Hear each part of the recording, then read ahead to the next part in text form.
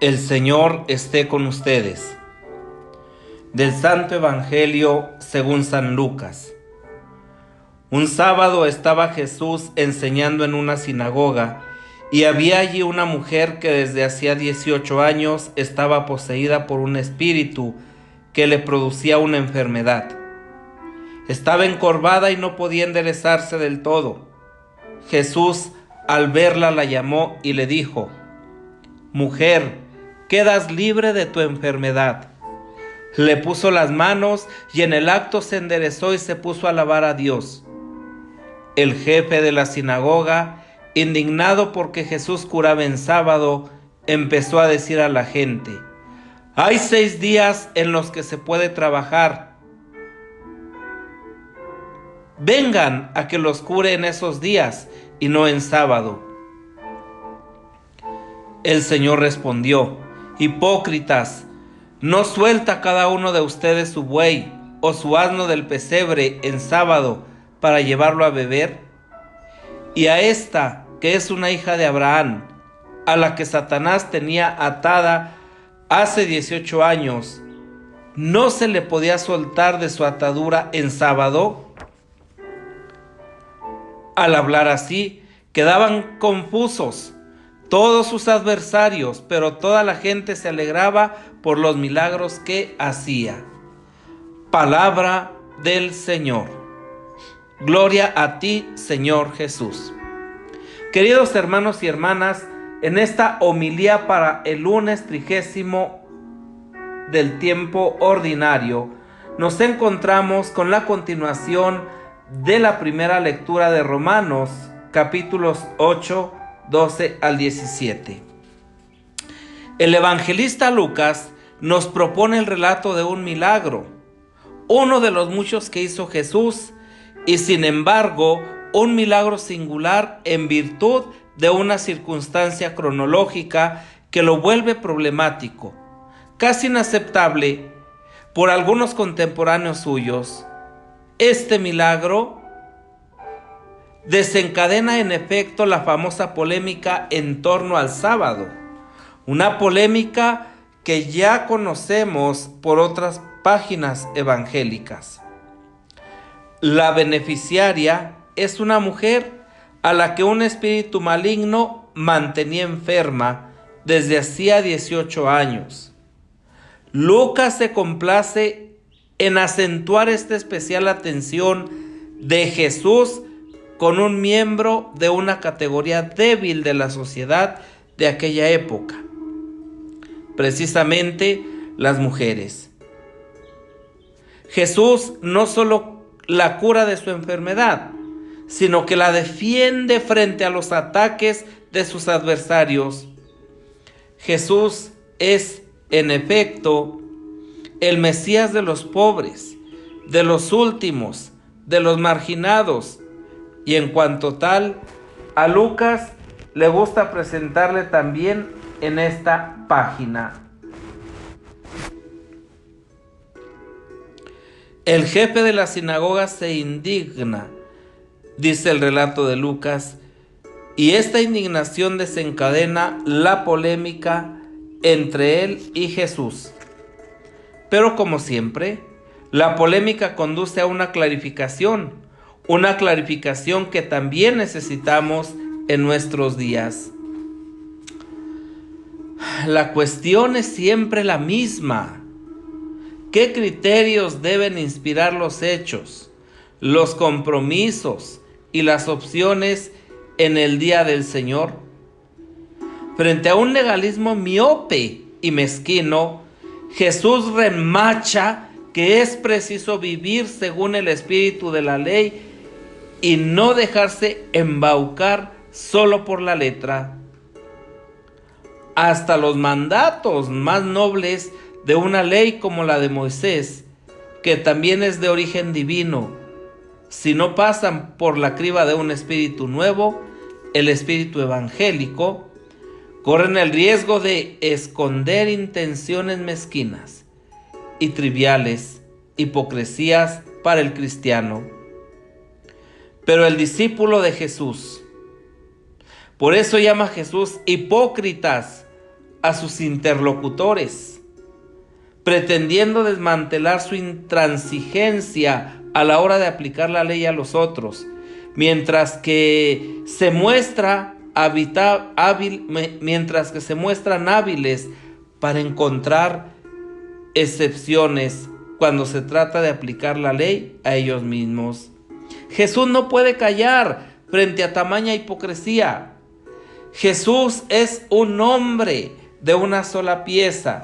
Es el Salvador, es el Mesías, es el Dios con nosotros. Y entonces, ¿cómo nosotros podemos vivir esta realidad? La primera lectura deseamos tomada del libro de la carta a los Romanos 8, 12, 17. Nos presenta una reflexión teológica de Pablo. Se desarrolla en una línea nueva, aunque siempre íntimamente conexa con el comienzo del capítulo 8. El apóstol no se contenta ya con afirmar que el creyente en Cristo, mediante el bautismo, vive una vida nueva por el poder del Espíritu que habita en él y le anima, sino que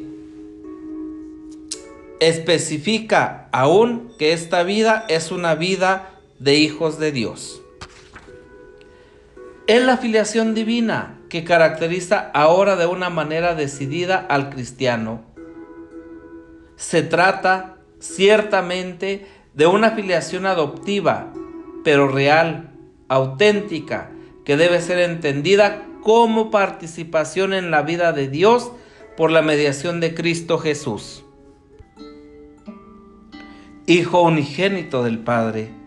Como el apóstol, también nosotros estamos invitados, en primer lugar, a contemplar ese misterio, el misterio de la vida de Dios, vida trinitaria rebosante y difusiva. Esta vida es el misterio de la vida de Jesús, Hijo unigénito del Padre, y es también la vida de creyentes, signo y reflejo de la vida de Dios. Precisamente porque somos hijos, no solo estamos habilitados, sino también invitados a comportarnos con Dios con libertad y la confianza de los hijos. Por eso podemos gritar Abba, que según el testimonio de los evangelios es la palabra con la que Jesús se dirigía a Dios.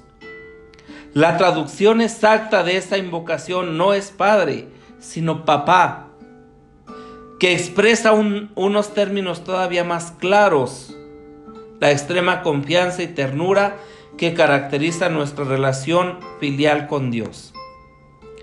Y si somos hijos, también somos herederos. La reflexión de Pablo se cierra justamente con esta precisión ulterior de la riqueza, más aún de la fortuna absolutamente nuestra que supone ser hijos de Dios. En virtud de este don nos convertimos en titulares de otro beneficio, a saber, el de compartir con Jesús la herencia de la vida eterna, la plena y definitiva participación en la vida divina. Así pues, queridos hermanos y hermanas, podemos entrever cierta analogía entre las dos lecturas sobre las que estamos meditando.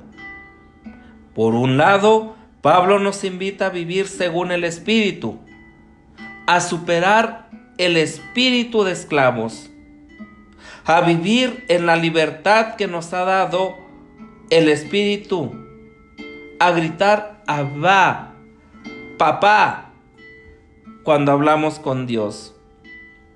En efecto, nos consideramos y lo somos realmente hijos de Dios.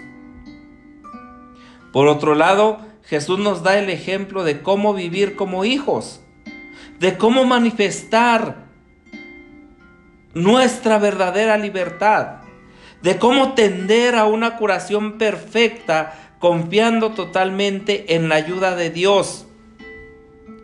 Un hijo, cuando verdaderamente conoce a su padre, confía en Él, se abandona en Él.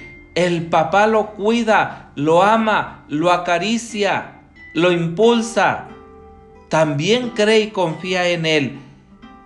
Queridos hermanos y hermanas, Dios cree en ti, Dios cree en mí, Dios cree en nosotros.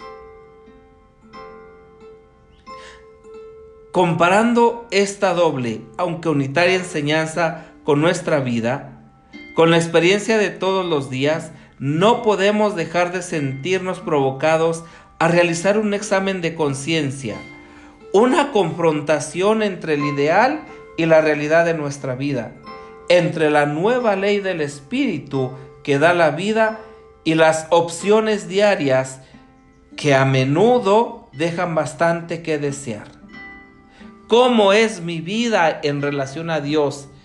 ¿Y cómo es la vida de Dios en relación a mí? Esta confrontación, si por una parte nos conduce a constatar la gran distancia que media entre nuestros ser libres con la libertad de los hijos de Dios y nuestro hacernos esclavos de algunos amos que consiguen ejercer derechos sobre nosotros.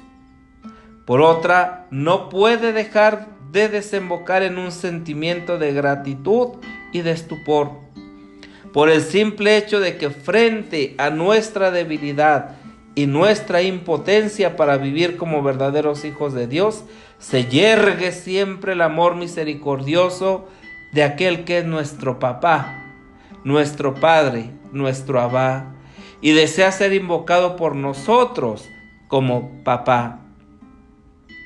Al querer actualizar este discurso, acude de una manera espontánea a nuestra mente a advertir que el mundo en el que hoy vivimos espera con impaciencia, sobre todo de los cristianos, un testimonio vigoroso sobre la verdadera libertad que marca a toda persona humana consciente de su dignidad antes aún de caracterizar a cada cristiano. Que tu testimonio, que mi testimonio, que el reconocerte como verdadero hijo de Dios y poder dirigirte a Dios como papá nos ayude a generar alegría, esperanza y caridad en el mundo. Paz y bien. El Señor esté con ustedes. El Señor les bendiga y les guarde. Les muestre su rostro y tenga misericordia de ustedes. Les mire benignamente y les conceda la paz. El Señor les bendiga, el que es Padre, Hijo y Espíritu Santo. Amén. Paz y bien.